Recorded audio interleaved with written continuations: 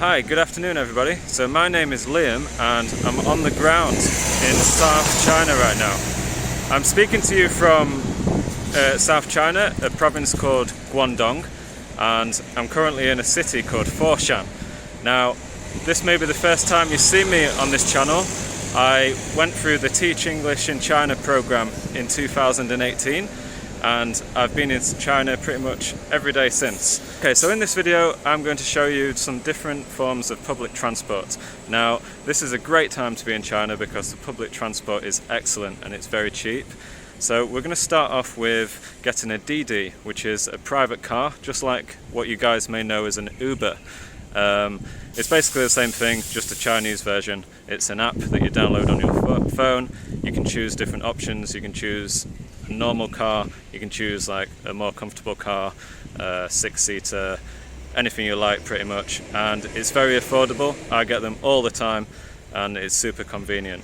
Also, one great thing for you guys coming here for the first time, the app is in English. You can download the English version and it's easy to use. It's got a built-in translator for when the driver sends you a message, and it's really, really good. Now, as you can see while I'm waiting for my Didi, there's a bus going by. Now there's lots like this. In my city they are all red, and there's some green ones too, actually. That depends on which way they're going usually.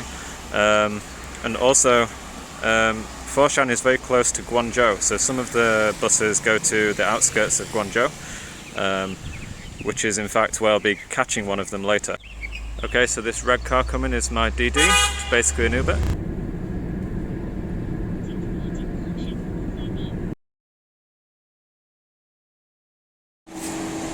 Okay, so I just got out of the Didi and I have just stumbled into all of these. So there's some shared electric bikes as well as ordinary bicycles, and behind them is a row of taxis. So talk about public transport.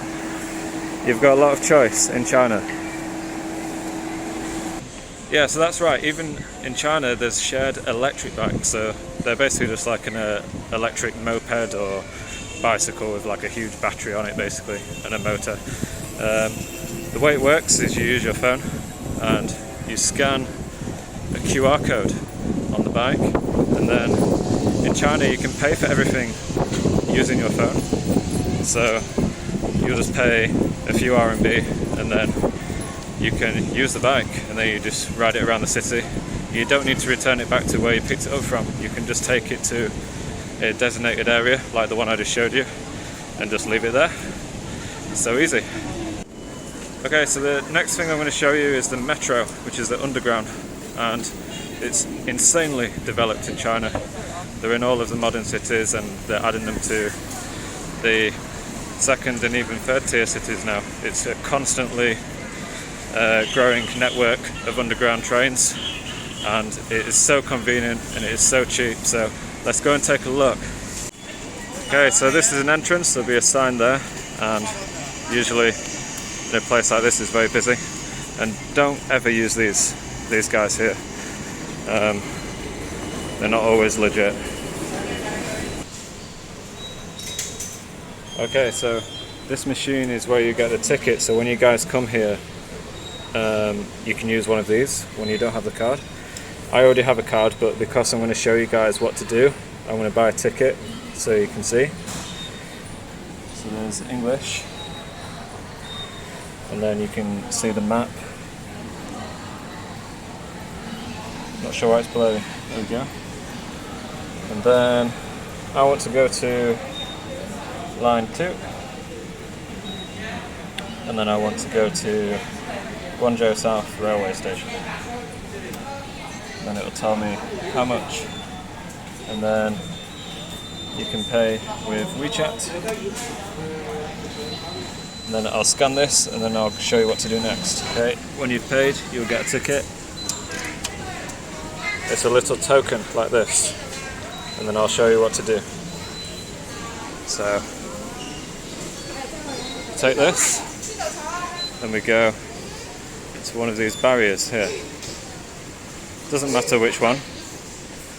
What you do, you just scan it, go through, and then look for an escalator to go down.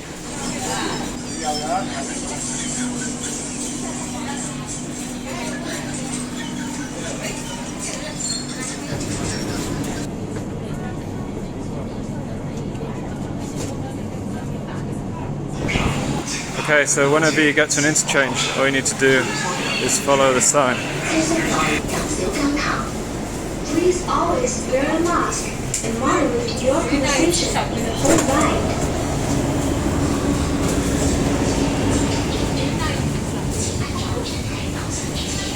Okay, so when you get to your destination, get your ticket, go to the barrier and put it in this little slot. Then it will let you through. And it's that easy.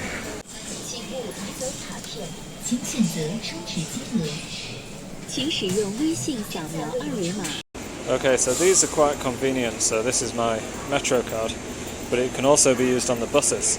So I'll show you in a minute when I get the bus. If you don't have one of these, it's fine, you can still use cash.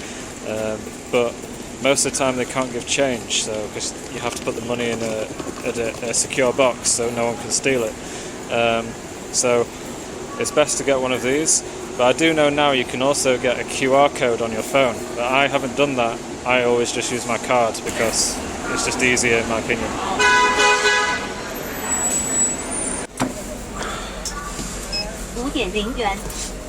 Okay, so easy as that. All you need to do is scan the card and that's it.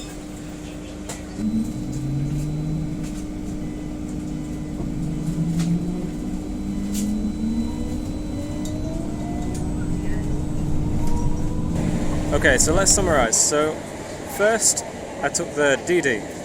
So I gave one example because it would be the easiest for you guys to use when you first come here.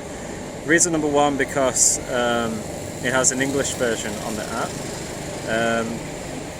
but there's actually lots of different car sharing apps.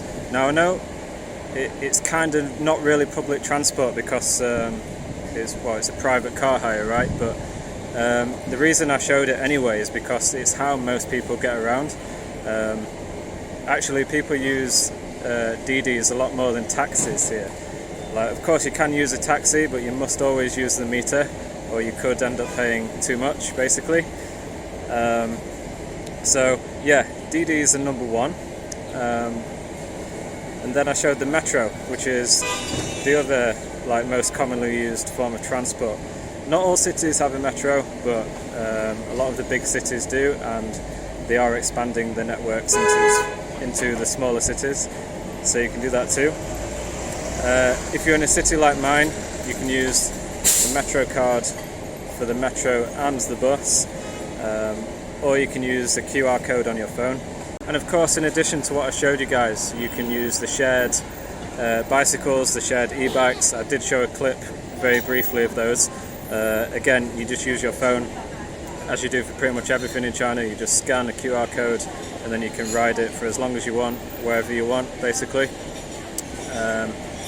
The e-bikes are quite new, so the e-bike is an electric bike. They're quite new.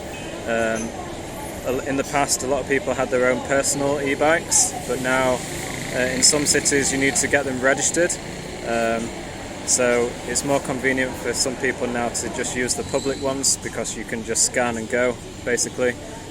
Alright guys, I hope you found this video useful. If you've got any questions, do write them in the comments below. If you've got any questions for me personally, also write them below, because I'll come back to this video on the Teach English in China YouTube channel, but I'll reply from my personal account if you've got any questions for me personally about my experience. I came through the Teach English in China program 3 years ago, and I've been here since. I mean, I've travelled home obviously in between to see family, and I've travelled to different places in China.